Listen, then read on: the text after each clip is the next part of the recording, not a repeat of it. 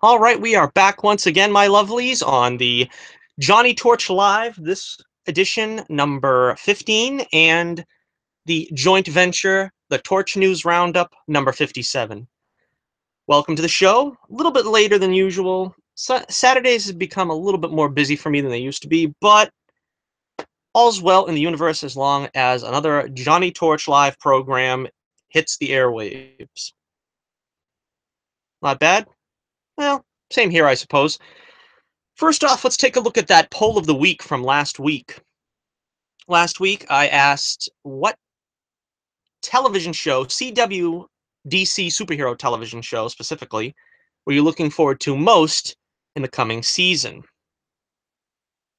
The I forget the word. Results. The results are pretty much the way it was all along from the earliest voting. In fourth place, Arrow with 11%, Flash with 18%. In second place, Supergirl with 29%, and taking the victory in first place with 42% of the vote, Legends of Tomorrow. And I can't really disagree with any of those placements there. I might switch Flash for Supergirl. I think I'm a little more interested in Flash. We get some Flash news coming up later on tonight. Uh, I'm not too sure about either of those shows, but Legends of Tomorrow is definitely the one I'm looking forward to the most. They look like there's some pretty exciting stuff coming up. We talked about it, I think it was last week, where Gorilla Grodd is going to be showing up on Legends. Damien Dark, of course. Neil Madonna is always a treat. And just really a lot of fun to be had on Legends. Okay, now you've got basically, I'm going to call that, but you've got basically another 15 hours or so, I guess, if you want to vote in that poll, and maybe you'll alter the results. But I'm going to call it now that Legends won, and that's who you guys are most interested in watching next season. Season's not too far away now, about a month away. All right, next up for this week's edition of the poll of the week, we have, are you most looking forward to for the end of the year? We have Justice League, Thor Ragnarok, and The Last Jedi. And for a fourth option, I put Wake Me for Infinity War. So let me know what you think by hitting my Twitter page in the link in the description below. Make sure you vote in this week's, and I'll give you the results next week for this poll of the week question. As of now, there are no votes, but that's understandable as I just put the poll up literally 2 minutes before the broadcast, so it's going to take a couple minutes probably to get a couple of votes registered. But make sure you vote in the poll of the week. I'm a little tongue-tied tonight. This is going to be fun. We just started the show, and I've already made about 5 verbal faux pas, to quote Oliver Hardy. All right, so with that business taken care of, we've got that out of the way. Next up, I want to do something interesting here, and it's the beginning of the show, so there's probably, I know for a fact there is rebroadcast or, published. I'm sure you can pass the first 15 minutes of the show if you're not interested in sports, but I do have to take a couple of seconds, as I said I was going to talk a little NFL. The season is just starting, and of course, I'm a big NFL fan. I'm not an X's and O's guy, so don't worry. I'm not going to make this long and be labored, but of course, I first have to mention the opening game of the season, which already took place on Thursday, where my Patriots basically fell apart and just self-destructed against the Kansas City Chiefs. I am counting that on my record. I did on Twitter make a prediction that the Patriots would win 28-17. As we know, that didn't really happen. Of course, the Patriots have lost the opener 3 times, and 3 times in the past 10 years have gone on to win the Super Bowl. So, trust me, I ain't that worried. They got some injuries in some key areas, though, that is something to be concerned about, but I'm not worried because, well, heck, you know, Bill Belichick, greatest of all-time coaches. He knows how to plug guys into the system, knows how to get the best out of them. I'm sure, even if the going's rough for the first couple of weeks, he's going to get them to get it together. All right, so welcome now to the first edition of Johnny's NFL football picks of the week. Starting off, let's take a look here at the schedule. At the schedule for this week, we have the Jets at the Bills. That one. I mean, like I said, I'm just going to run through this fast because, especially since it's the beginning of the season, there's no real. But let's play along. You can play along at home and see how good or poorly I do at the end of the season. All right, the Atlanta Falcons will take on the Chicago Bears. I'm going Falcons on that one. The Ravens at the Bengals. I'm taking the Ravens, although that should be a close one, I think. Steelers at the Browns. Steelers, of course. That's a no-brainer. Lions. The Lions will be at home on that one. I'm taking the Lions on that one. In this case, I think. Jaguars, Texans. I'm going with the Texans on that one. I don't think the Jaguars have they made any real changes in their program in the offseason. Not that I'm aware. I'm pretty sure they're still sticking with Blake Bortles, and they still have no one from to throw it to. I'm going with the Dolphins over the Buccaneers. The Raiders over the Titans, although it's another close one. Raiders, I think they have a good prospect in Derek Carr. I think that, he got injured last season. I'm pretty sure that if he stays healthy, they're going to do good, making the postseason. Oakland is going to be turning over to Las Vegas coming, I don't know, is it 2 seasons from now? So this is sort of like the Raiders' last hurrah in Oakland. I am going with the Eagles over the Redskins. Another close one, another tough one to pick. Redskins are at home, but I think the Eagles will win. The Colts, I'm taking over the Rams, of course. Seahawks and Packers, a tough one. Green Bay, the Packers are playing in Green Bay. I'm going to give them the edge. I'm going Green Bay. Panthers, I'm taking over the 49ers. And for the Sunday nighter, this sounds like a good one. The Giants and Cowboys, of course, that's always a barn burner. Not necessarily a lot of points being scored, but it's a very competitive game. I'm going with the Cowboys on that one. I think Dak Prescott, uh, I think he's going to be something big in the NFL. For the Monday night games, we got a doubleheader, of course. The Vikings and the Saints, another tough one, a close one. Vikings are at home. I'm going to go with the Vikings. And Chargers at Broncos, the newly minted Los Angeles Chargers. They're playing in Denver. I'm going to go with the Broncos on that one. Don't know how well the Chargers are going to do in Los Angeles. All right, so thank you everybody for sticking with me through that segment of the premiere episode of Johnny's NFL football picks of the week. And if you have, if you're interested in the NFL, you have any picks, let me know in the comments. And of course, you've got about or so, but let me know your picks for this week in the NFL. Okay, next up, we want to do another thing I haven't done in a long time that I'm not sure my audience is really into, but like I said, of the video, maybe I'll put some timestamps down, make it a little bit easier for you, but I haven't done a recap of the WWE in a while, so I want to spend also about 5 minutes talking WWE. Okay, so, of course, everybody's talking about the Roman Reigns John Cena promo of about 2 weeks ago. Didn't get to it last week, but yeah, a couple of weeks ago.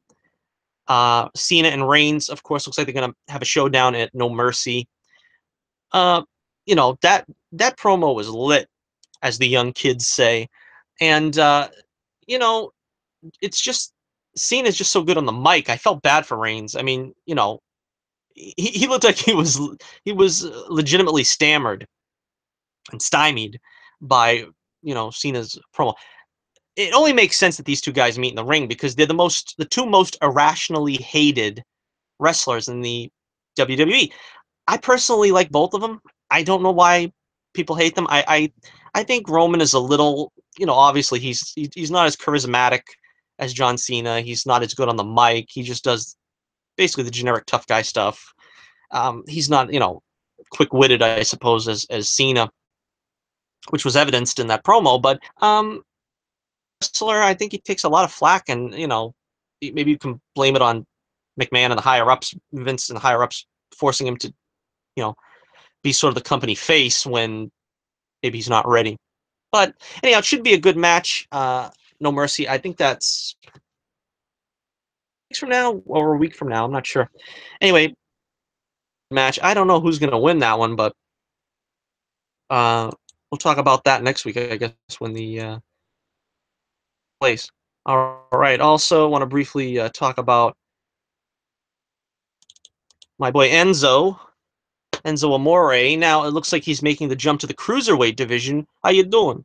And I think that's the best place for him. I think when all is said and done, this is probably the best thing that could have happened to him, because as much as I loved seeing him and Cass together, he was just useless, to be totally honest. I mean, Cass would get all the wins for them.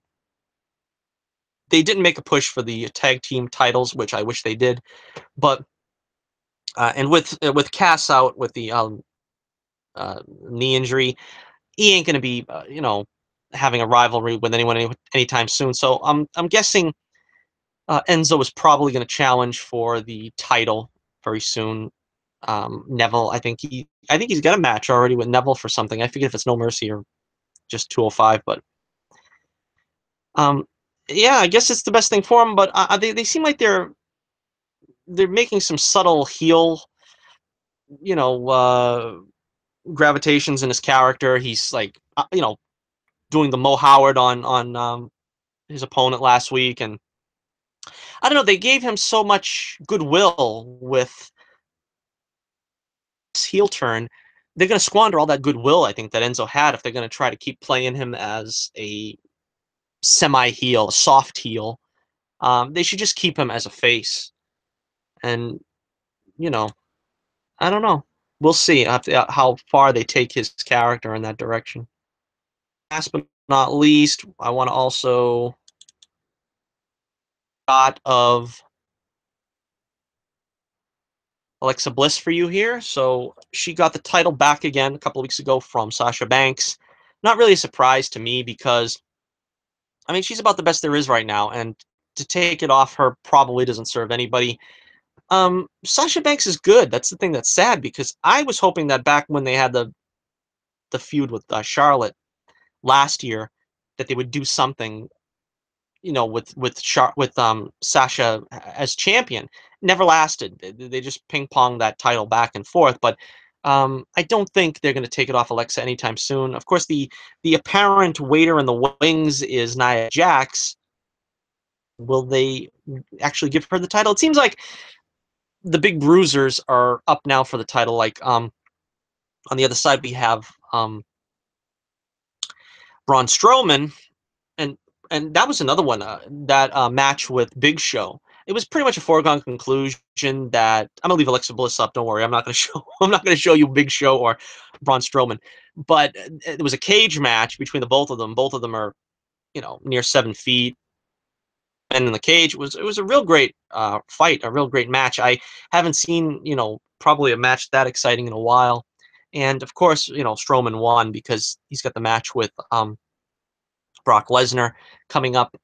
Uh, I would probably say the odds are for Braun to win. I think he's going to win the title at some point here. I suppose it'll probably be against Brock. I don't know, but yeah, there's some good matches set, I think, for No Mercy, and that should be interesting. We'll see what happens. Okay, let's get into the Torch News Roundup proper, where we talk about. Well, see, the Torch News Roundup is always stuff that I'm interested in. So that's why I never called it the comic book roundup or the comic movies roundup or the sci-fi/comic book roundup.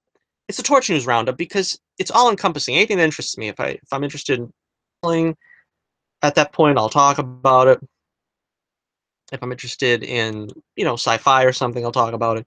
But basically, we stay with the general comic book superhero genre.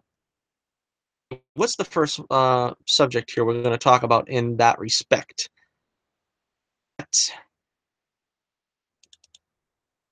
Some directorial shenanigans going on, some shenanigans, so to speak. We've got Drew Goddard has been chosen to write and direct the X-Force movie. Now, Drew Goddard, of course, was the showrunner for Daredevil, I believe both seasons of Netflix Daredevil. And from what I understand, I think Deadpool and Cable are confirmed to be in this one. So that means Ryan Reynolds and Josh Brolin will probably be headlining this one. In the comics, I'm not entirely sure who's in the X-Force. Wolverine, obviously, as in this picture here that I've got up, it looks like Wolverine is in them. Probably won't be in this because I think they're going to lay off the Wolverine character for a long time post Hugh Jackman. Of course, he's a big moneymaker, and they're going to come back to him eventually, but probably not while this booted. But the timeline reboot with the and James McAvoy movies. So I think we're gonna wait until we see like another reboot, so to speak. Although that wasn't technically a reboot, but you know what I mean. And from this picture, it looks like Psylocke is in the X Force. So it begs one to wonder: are they going to get? But the problem with that is she was playing Psylocke in the '80s, and presumably this will be set in. I never really saw Deadpool. I'm not really a big fan of violence and nudity and swearing and lewd jokes and what have you. So I saw like the last half hour or so of Deadpool, kind of forced myself to see a couple of minutes of it. And it really didn't work for me, only probably because all the best jokes were spoiled by then. So I kind of already knew what he was going to say in that last big fight or whatever. But yeah, so I don't know if I'll be interested in this, but I'm covering it anyway. It's the same thing as Logan. I really wasn't interested in Logan because I'm not into the violence and swearing and this and that. So I'm probably gonna try to see Logan when it comes on television, but um, I don't think it hit the the HBO market and stuff yet. But time will tell. Let me know what you think about X Force, the motion picture. I think they said, at least before I've heard, that Patrick Stewart is tentatively attached to this. I don't know, but again, I don't know. I don't know about my level of interest in this. Of course, talking about Olivia Munn, I don't think um, Fox doesn't give a rip about continuity. They don't give a rip about time and everything. So, I mean, you look at Avoid, they didn't age a dash in between all three of their X-Men films, and so if she doesn't age, it's just like that excuse. Oh, they're mutants. They'll age slower, and so they get off the hook. It gave them a lot of canvas to write on, to draw on, to have these decade films. But I don't know if it really was the wisest thing because these characters keep aging 10 years and they scarcely look any older. And of course, it's better that way than to have them cake them up in some phony looking age makeup or something. But now that McAvoy has his head shaved, so at least we have a little bit of that. And I'm sure that Michael Fassbender is probably going to be adding a little gray to his hair for the Dark Phoenix. All right. Also, in the director's chair, we just learned director duties will be passed along to Gavin O'Connor, who has just taken over Suicide Squad 2. They're still apparently going to go ahead with Suicide Squad 2. Originally, was in talks to play, in talks to direct, and go anywhere apparently. And now we have Gavin O'Connor, who, if I remember correctly, was responsible for The Accountant with Ben Affleck. I don't see a lot of movies, so I don't know really too much about this. He's going to write and direct the film, so I suppose that's good news. I don't know. The Accountant was pretty popular, I suppose. Let me know if you think this is a good idea in the comments. Of course, no word yet as to who's going to be returning to this role. In Warner Brothers DCEU fashion, they just keep making scattershot plans for these things. Like, for instance, originally Will Smith was going to be spun off into a Deadshot movie. Now I think he's back in this movie. Harley was going to be in Gotham City Sirens instead of Suicide Squad 2. Now she's going to be in Joker and Harley, and maybe Gotham City Sirens, and maybe Suicide Squad 2. So I don't really know. There's no confirmation really yet as to how this is all going to work out and who's actually going to be returning. They don't have to take the same cast back, although I imagine they would. I mean, they're going to add a few more characters, of course, because Diablo's gone, and maybe they'll flesh out some of the ones that were already in it, like Katana, who really deserved a bigger role, and Boomerang is in it. I'll be happy. I think he almost stole the show, and of course, Killer Croc is a favorite. But I think I'd like to see Killer Croc up against Batman. That's one of the things they're portraying him here as sort of a semi-hero. Suicide Squad being sort of you know altruistic. They're forced to be altruistic at least. All right, so let's move on now to this is the big news that everybody else has been talking about and waves throughout the galaxy. But Trevorrow has been released from directorial duties of Star Wars Episode 9, the untitled Star Wars Episode 9, citing the age-old. Can't they just get along? Citing the age-old.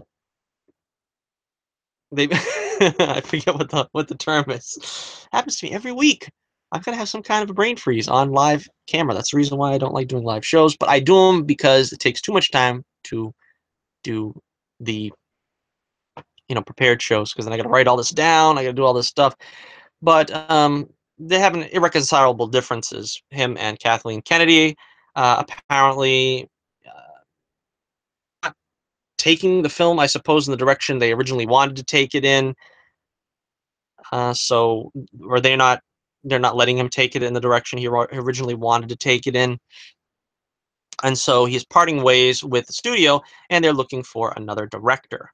Of course, Trevorrow directed Jurassic Park, the most recent one. I don't remember. I seen a little bit of it on TV too. It's another one of those things where I'm just not interested. So, I don't know if he was a great choice or not. Some people are saying, yeah, it's okay. He wasn't that great. He did a film this year that bombed, I think, and that's why people are saying, oh, that's why he's the gate, because that film bombed. But if I remember correctly, it was a limited release film or something, and you also had I think it was the film. Was it the film with Jyn Erso, that actress? It looked like it was terrible anyway, because I don't know who would want to see that. But I might be getting it mixed up. Maybe that's not the right film. But anyhow, where she was the mother of a kid and she died, and the kid was drawing monsters or something. I don't know. I don't know who would want to see that.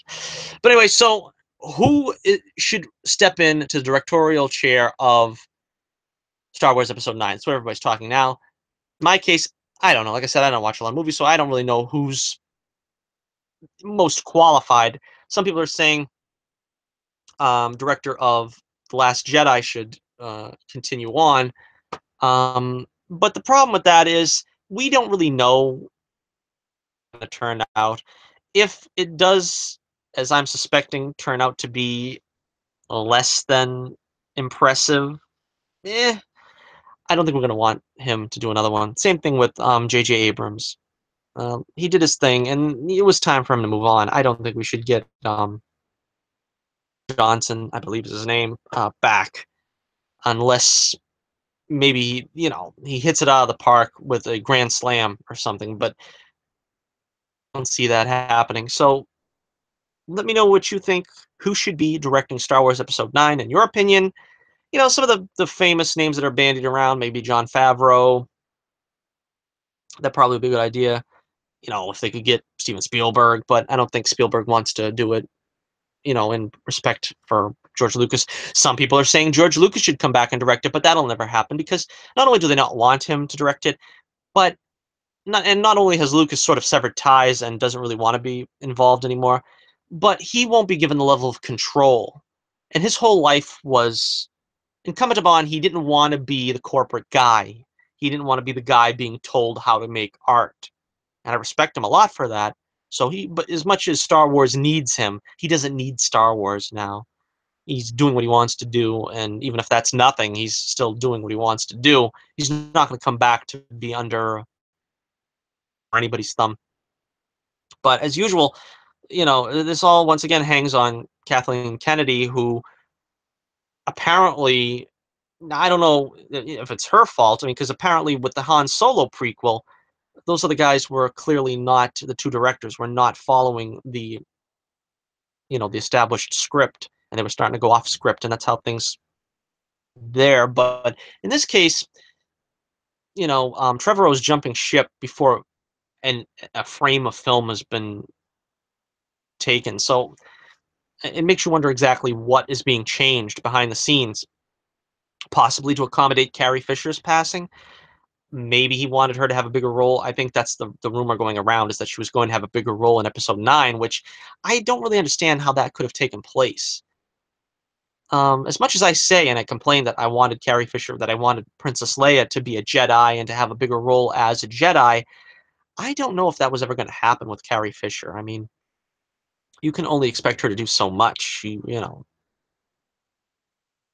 at an advanced age, so to speak. But so I don't really see how this was going to happen. I don't know. I still don't think they're going to use any shots or footage of her in episode 9. They're going to try to explain away her death, which, like I said, is possibly the reason why he's leaving. He doesn't want that as the result, but that's what they've decided on. I don't know. It's a strange world we're living in when it comes to Star Wars films, it seems, these days. All right, we are ready to move on here now. We are going to take a look at television news now. A great television. Uh, a little bit of news, not a whole lot, but a little bit of news have come out about mall pictures here, so that impressive. The Flash this season. Uh, I think it's Andrew Kreisberg is the one that in an interview said that this season Iris and Barry are finally going to get married, and quote unquote, it's going to be, can they stay married with everything that's coming up against them? So, I'm not really a big fan of the Barry and Iris relationship. I've said all along that it's bad. It's kind of gross. It's borderline gross. That's what my problem's always been. I mean, I know Barry and Iris are a couple in the comics, and that's, that lore is being realized. It's not something that they deviated from. But of course, in the comics, I don't know if they did this in the New 52 or whatever, but they were not foster brother and sister. And I wouldn't even have a problem with that so much if it wasn't for the fact that, and I've said this probably a million times if you watch any of my past Flash reviews, but they made it too much of Barry is Joe's son. And you can't have it both ways, because while I like that, I would have rather they kept that, because I thought that was beautiful, the Barry and Joe relationship. I think everybody loves that, the Barry and Joe relationship. Nobody's going to complain about that. That was so beautifully realized. But then you can't go and have him marry his daughter. It just doesn't seem right. I don't know. And they tried to back away from that father-son relationship between Barry and Joe, which they didn't back away from it too much, but you could tell they're really trying to downplay it now that they're having this mad rush to try to get them married. Barry and Iris, not Barry and Joe. But yeah, I don't know. I'm not for it. I'm not looking forward to it. Uh, I guess I don't know if it's going to be one of those things where it's going to get erased out of continuity or something, because with the Flash and time travel and everything, I don't know where this is going to go. But apparently, from Kreisberg's quote, we have to fortify ourselves for a Barry and Iris wedding. Also, in Flash news, there was a convention, which I couldn't find the name of it in the. Oh, I don't remember the name of the convention, but John Wesley Shipp, one of my favorite superhero performers. I should do another top 10 list of greatest actors in a superhero, uh, in the superhero genre. But one of my all-time favorites, John Wesley Shipp, and he did say, if you want to see him in the 90s Flash costume again, write to or tweet the Flash show writers and let them know, the Flash show writers, not the Arrow show writers, know that you want to see John Wesley Shipp back in the 90s Flash costume. I've done this. I'm, as a public service, asking you to do this. Get on Twitter, get on whatever social media these guys have, and tell them, the writers of The Flash, that you want to see John Wesley Shipp don the original Flash costume again. Love that show. Always loved that show. It was canceled so early on, so, haphazardly canceled. Not even given a chance. They bounced it around, and it was one of the worst things I ever had to live through. It's traumatizing, and I'd love to see a return to that, if only for an episode. Hopefully, maybe for a two-parter. If Barry would go to 1990s Flash world, and we could see what has happened to Barry from that show, and you know we could also bring in whatever remaining cast members want to be involved, like Julio and Tina, Alex Desert and Amanda Pace. It would be great to see them come back. Sergeant Garfield. I don't know if he's still alive. I think he is. And, Murphy and Bellows, if they're still around. I know Bellows is because he's in the Flash as the mayor. But yeah, so happens either sometime this season or next season, because as a big fan of the 90s Flash, I'd love to see the Flash return with John Wesley Shipp in the costume. They kind of tried to bring him the costume of Jay Garrick, and it's more flattering to a senior citizen of as John Wesley Shipp is. But and I think they did that as to not feel like putting any pressure on Shipp and saying, he'll never do this if we ask him to put on the 90s costume. But now that he's literally asking us to put him in that costume, I think the chances are pretty good that we will see him in that costume again, provided, of course, because I think it's all right with Shipp. So provided, of course, that the writers come up with a story that'll get us there, and we could see, hopefully Mark Hamill return to be the original version of James Jesse, the trickster. For those of you not in the know. All right, so we will move on now to our next. Got one more bit of news, and this is for the Titans show, which of course is going to be on a platform that I am not aware of yet. Casting news of Hawk and Dove, which is pretty exciting because they're some of the more lesser known characters in DC. I've heard of them. I'm not sure I even remember. They were more in the 70s, I think. And cast as Hawk will be Alan Ritchson, who fans of Smallville will be familiar with. He played Aquaman show. So this is he's not unaccustomed to playing a superhero. And we have the very fine Minka Kelly playing Dove. That's her on the left, by the way, if you didn't know. And I remember her. I remember Minka from there was a show a couple years ago called Almost Human, which I really liked, by the way. It was a J.J. Abrams show. I don't know. Do any of you guys remember this?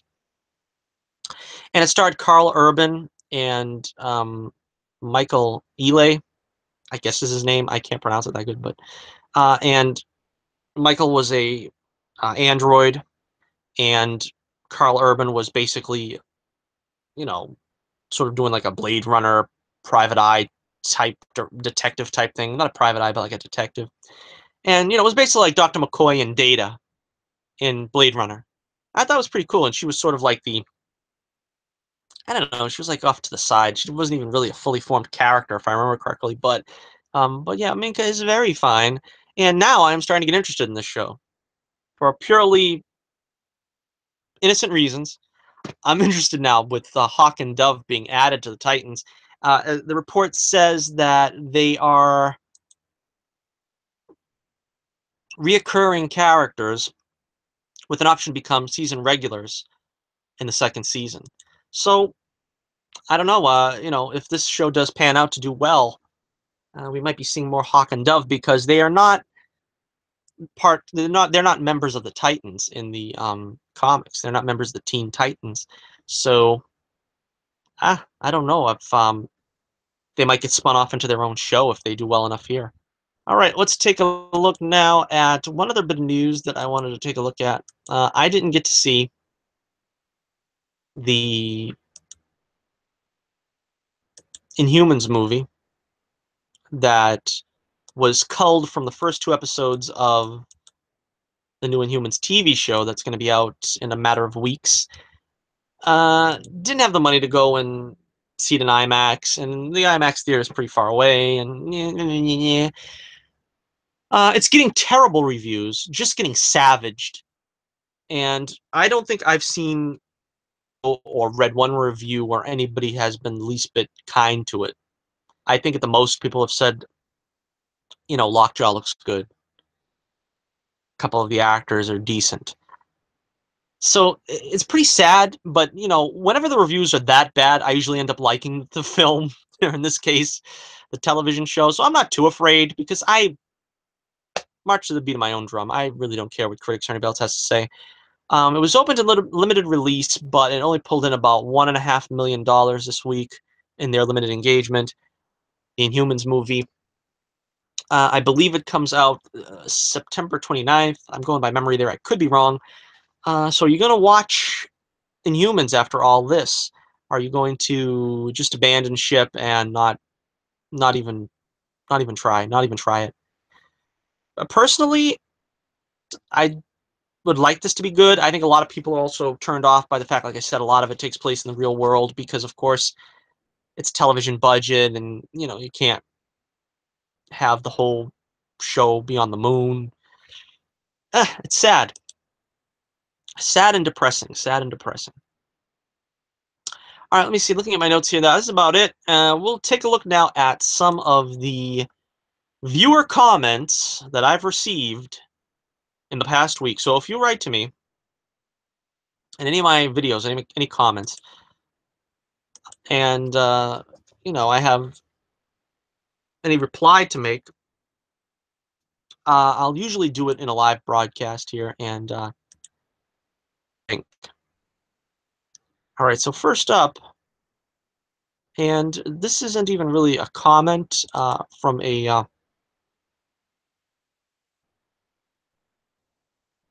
video. This was I saw this on the Force.net, obviously. And I got a kick out of this because I've actually become somebody's SIG. And this happened about a month ago, but I was really impressed that I became somebody's SIG on the Force.net. The fellow's name is, the fellow or lady, I suppose, Repu? Repu. I'm sorry if I'm pronouncing that incorrectly, but thank you, Repu, for choosing one of my comments for your SIG. And of course, the comment is, if you can't read it there, this is from my In Defense of George Lucas and the Star Wars prequels rant that I did. The quote is, "If Star Wars means anything to you at all, you can do a better job than Red Letter Media did of coming up with solid objections to the prequels." And I said that then, I still believe that now. So thank everybody. I thank everybody for checking out that video. I'll probably put a card up here too. It's become a very popular uh, rant that I've done because so many people don't give any credit to George Lucas, and there are a lot of people who do, and they're just so tired of hearing activity. I mean, the prequels are not awful. I mean, like I said in that video alone, I said there are some things that obviously I didn't like or didn't need or didn't want, but very good and credit. Because even if you didn't like certain parts of all of them, there were other parts that were great. Let's say you didn't like the romance aspect of Attack of the Clones, but then you get some pretty cool stuff with the Jedi, with Obi-Wan, like Jar Jar and the Phantom Menace. Okay, that's fair enough. But then again, there was some great, you know, um, emotional stuff there with Qui-Gon Jinn, and Obi-Wan and the Jedi and the Duel of the Fates. I mean, it's just, as I said in the video, there's just a lot of people throwing the baby out with the bathwater, and they just want to completely dismiss the prequels, as something being, something that we should agree on was poor, but it wasn't. It was very good. Most aspects of the prequels.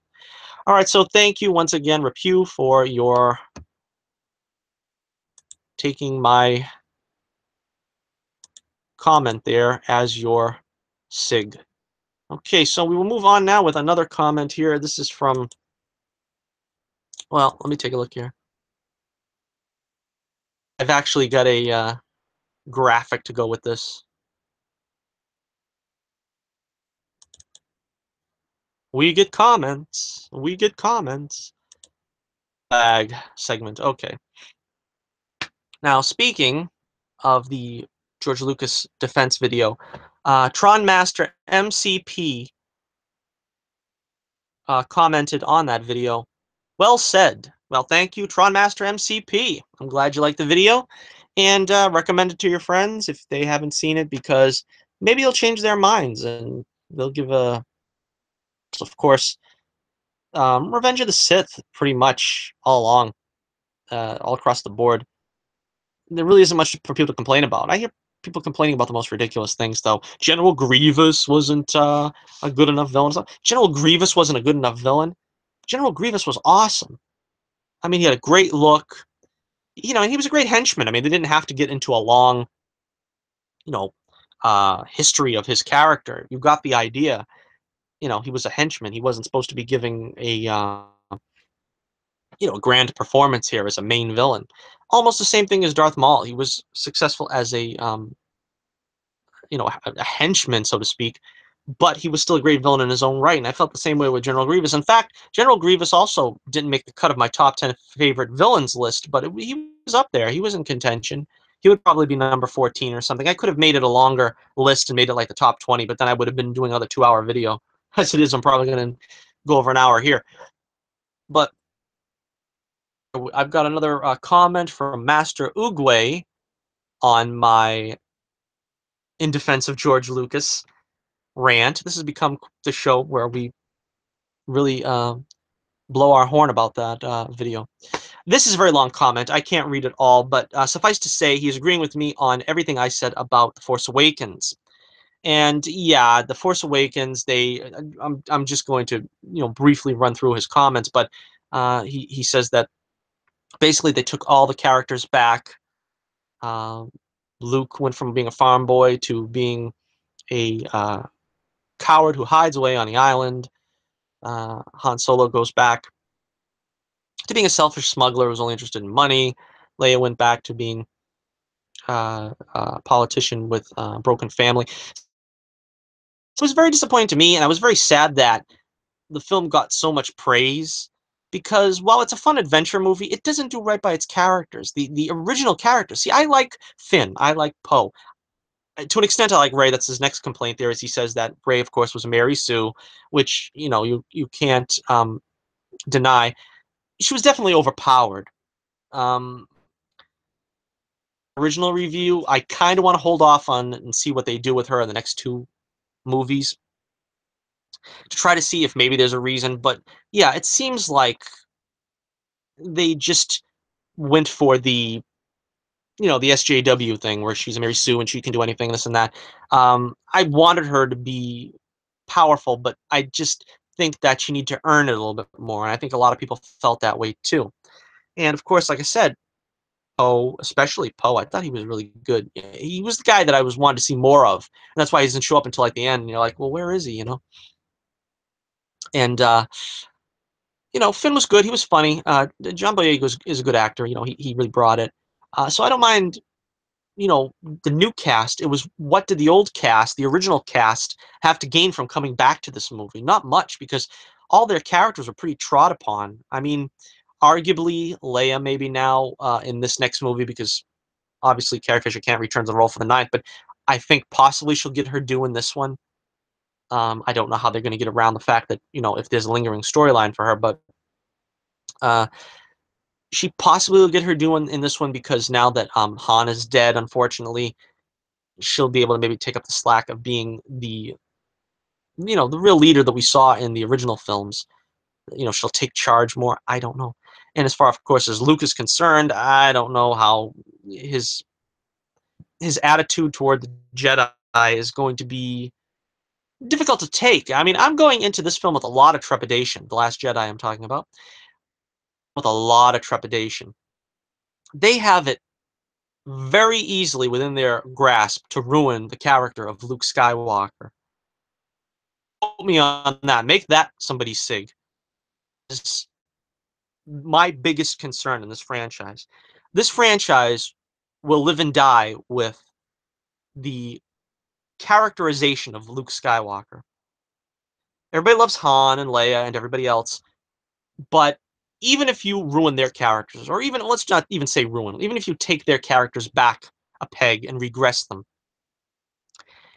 that is not going to bring down the franchise. What will bring down the franchise is Luke acting out of character, because Luke, he's my favorite character. Obviously, I'm passionate about it, but Luke is the guy that did all the quote unquote wrong things.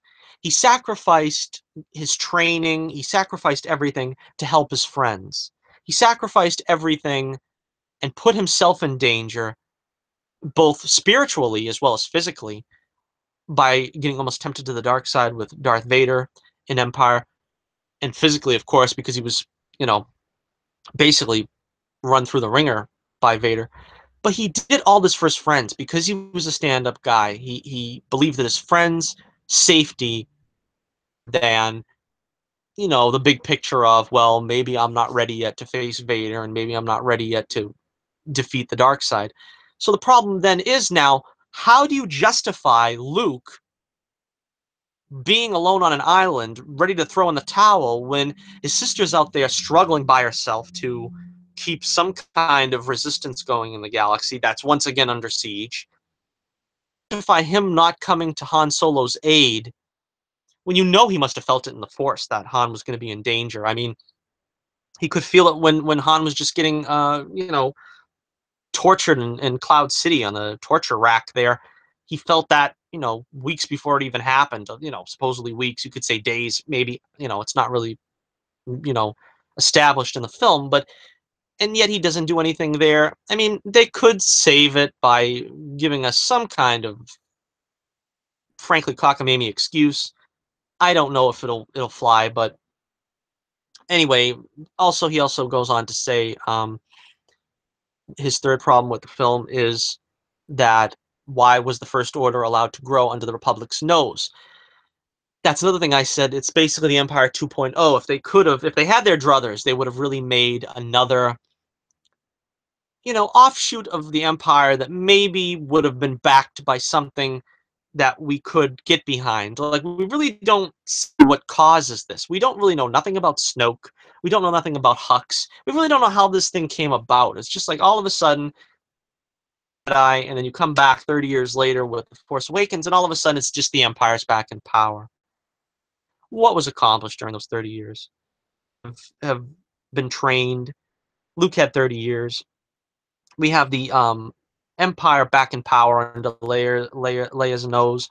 Basically, it just doesn't make anybody look good. It just makes everybody look bad, and it's like, man, he's another one that you could say looks like a coward. He just runs away, can't do anything to help his family.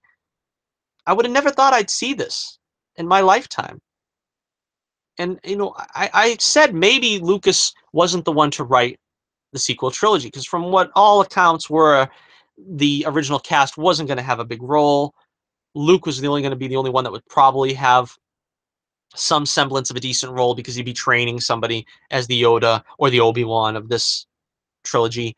And, he'd hand it off, and there really wouldn't be a lot for him to do. Maybe Luke gets more to do else. But it's just, everybody seems so mischaracterized. I don't know if it was worth it, really. We're gonna have to find out, I guess, in the grand scheme of things, after Episode 9, whether this was really worth it. But you see people now starting to turn on The Force Awakens that were big fans of it at the time.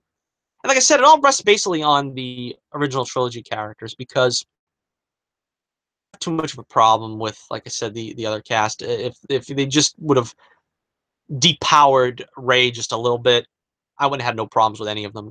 That was the only thing I really had a problem with, was Rey being a little bit overpowered for someone who was complete novice in the Force. You know, you would think she needs a little more training before she got to that level where she could do the Jedi mind trick and she could do basically all the stuff that she did. I mean, I try to rationalize that she could use the lightsaber because of the training that she had with her staff, that she basically protected herself with her staff all her life. All right, so let's move on now. We got one more comment before we wrap it up. This is from Joe Top Hat. Hey, Joe Top Hat. Everybody loves Joe Top Hat. And he gave me a comment on my Folly of Race Changing video. And he also commented on my In Defense of George Lucas video, but that was quite some time ago. But I'm glad you're still watching, Joe. Thanks for the comments on both videos. But Joe Top Hat said, in regards to my Folly of Race Changing rant, people in favor of changing the race of a character always act like it's groundbreaking. I've met minorities who find it offensive. So who are SJWs trying to please? That's a very good question. I would say it's the same way with me. You know, everybody thinks, well, you know, population of people who aren't white are all clamoring for this. Basically, blacks, Asians, you know, Latinos, whatever. The ones that are interested in comics anyway that I've talked to, all are against race changing. That's pretty much all I've seen is people who are against race changes. In my experience, now I've seen some YouTube channels where there'll be like a black YouTuber and they'll be for it and stuff like that. But basically, in most of my real life contacts, most people of all races that don't want to see race changes. They want to see the characters represented as they were originally created. So, in answer to your question, who are SJWs trying to please? Basically, they're trying to please themselves. That's the thing about SJWs. They basically exist only to massage their own egos. They care more. They care more than you. Don't you know that? And they have to prove it to you by taking all the ills in the world and, fixing them themselves. But the problem is, all the ills that they want to fix have absolutely nothing to do with the grand scheme of things. I think this is best illustrated in my video, The Death of the Superheroine Costume. We have to make sure that the female characters are completely covered from head to toe. Completely covered. But what is that accomplishing? What about the real objectification of women in pornography? I haven't gotten a whole lot of thumbs up on that video because I think a lot of people probably still don't want to bash pornography. I personally, it's against my beliefs as a Christian. Pornography, I think, is a bad thing. But if you want to be a social justice warrior, try working on getting rid of pornography, getting rid of women being objectified and being treated like objects. That's basically what you should be doing. Wonder Woman is wearing a swimsuit costume. You shouldn't be worried if Miss Marvel is wearing knee boots and a sash. You shouldn't be worried about something like that. In the grand scheme of things, you are not helping anyone.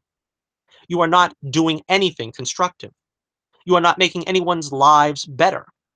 And it's basically the same thing with race changes. You're trying to fill quotas, and you're just causing tokenism. Really, you're just causing people to say, "Oh, here's a list of demographics we have to check off. All right, we need a black person here, we need an Asian person here, we need a white person here, we need a woman here." That's not the way stories are meant to be told. Stories are meant to be from the outlook of the writer. Like, for instance, not every film or TV show has to look like the bridge of the Starship Enterprise. Now, the reason why that was so effective in the 60s is because it was never seen. You've never seen a diverse cast. Now it's all we see is a diverse cast. And so it looks far too cookie cutter to groundbreaking, like he said. It's not groundbreaking. Every show does it. And now we have to have the gay demographic. And so we have to make sure there's a gay character, to the extent where we changed Mr. Terrific's whole personality and now he's gay because we had to have a gay character on Arrow and they couldn't come up with one on their own because they're not creative enough. And same thing with race changes. You're not creative enough to create your own character. You're not creative enough to create another John Diggle. So what do? You take Jimmy Olsen and you make him black, and you say, "Oh, he's Jimmy Olsen now." It's not creative at all. You've not done anything to advance, in this case, a black character. You haven't advanced a black character. You basically just blackwashed a character that already existed. How did you advance any characters, any black characters, when you just took a white character and just blackwashed them? So that's why I say create your own characters. It should be offensive to everybody, black people, anybody. It should be offensive to take a white character and just blackwash them, because you're saying basically, I'm not creative enough to create a black character that people are going to like. I'm not creative enough to make a character from scratch and it'll be popular and people will like it, because I'm not that talented. That's basically it. It's a lack of talent on the part of the writer, on the part of the creator. And, uh, uh, offen- uh, it's offensive basically to continue to do that, and it just keeps getting done because the SJWs have to feel like they've done something. They have to feel like they've contributed to society in some ways. Worrying about each race being represented, though, isn't going to feed any of the homeless. It's not going to, in the long run, shelter anybody who's homeless. And that's what I mean about how the SJWs just a wrong, you know, and the wrong enemy. They're just going after something that, in the long run, does absolutely nothing. Like, you want to say, well, we need representation for everyone. We need representation. No, we don't. Now, I'm sure that will be offensive to somebody, but we don't need representation of everyone on every single show. Like, for instance, Black Panther is coming out. I am not going to complain that it is a 95% black cast. Why? Because it takes place in a freaking African nation with an African king leading it. Why would I expect going into that movie that I would have more than maybe 2% white people in it? It's like going to be, I think they said it's like 96% of a black cast or something like that. And that's fine. That's what I expect when I go see Black Panther. I don't want to be checking boxes and seeing if it's representing me. And it should be the same way with, depending on what the source material is. If the source material is uh, a series, from the comics that has a predominantly white cast, you don't have to change the races of the characters in order to add diversity. You're going into, like, let's take for instance Spider-Man, because they're the ones that made the biggest, you know, changes to their cast in the most recent movie, Spider-Man Homecoming, because Spider-Man's cast is essentially very white players. Liz Allen, Flash Thompson, Betty Brant, Gwen Stacy, all those from the comics were always traditionally white. But what you do in the case of like Spider-Man, when you have a predominantly white cast, you represent them accurately, and then you find a place for the black characters that were created in the Amazing Spider-Man book, the original book. Randy Robertson, Robbie Robertson, Grant. There was a lot of black characters that eventually were brought in, uh, probably by the late 60s, because Spider-Man was created, what was it, 62, I think? But so they didn't even wait that long, like 5 years before major uh, black characters were brought in. But then it becomes, well, then we need an Asian character, and so we have to change somebody else, and this and that. You don't need to do that, because there honestly is enough diversity to go around. And if there isn't, you can find that you could create it yourself by creating a compelling character. And there's usually room for this. This is not something that should be too difficult. Some would say, well, there'd be too many characters. But like in the case of, let's say, Spider-Man, you bring them in, and some of the older characters would exit. Like after Betty Brant pretty much good night, they brought in Gloria Grant, and she became Jameson's secretary. You just move one character out and bring another character in, and that could be done very easily in the Spider-Man franchise. Um, like for instance, Genki. They basically changed Ned Leeds to Genki, and there was like no real reason for that other than, well, we can't use that because it's a Miles Morales character, but then again, we need to have an Asian character, so let's just call him Ned Leeds. And so they basically ruined the character of Ned Leeds should they ever want to use him again. So I don't know. There's just a crazy mixed up, you know, plan that they had there for Spider-Man Homecoming. I don't understand from here where they go with any of those supporting characters. To me, it looks like they just didn't have no plan at all for carrying on, because Sony still has a lot of rights to those characters, and they just want to kind of just do their thing and then wash their hands of it, because they know they're never going to have both hands on the wheel, to use a Black Widow metaphor from Civil War. Marvel's never going to have both hands on the wheel as long as Spider-Man's concerned. So they're just going to do what they're going to do. And if Sony wants to ruin Venom, or they want to ruin, Black Cat or something, they're just going to be satisfied that they did whatever they could to on Spider-Man in the MCU. I don't think it's something designed to last. But we'll see. We'll definitely see. Thanks for the comment, Joe Top Hat. Keep watching. Please keep watching. And out there, thanks for sticking around here, for staying with me. All right, so that about wraps it up for another week here at the stately Torch Tower. I want to thank you once again for joining me. I guess it's about an hour here. Would love to do another live broadcast, but sometimes there's not enough stuff to talk about. I'm thinking of a few topics, maybe like we did the top 10 screen villains. It'll be fun to do something else like that. I'm going to come up with something like that maybe soon.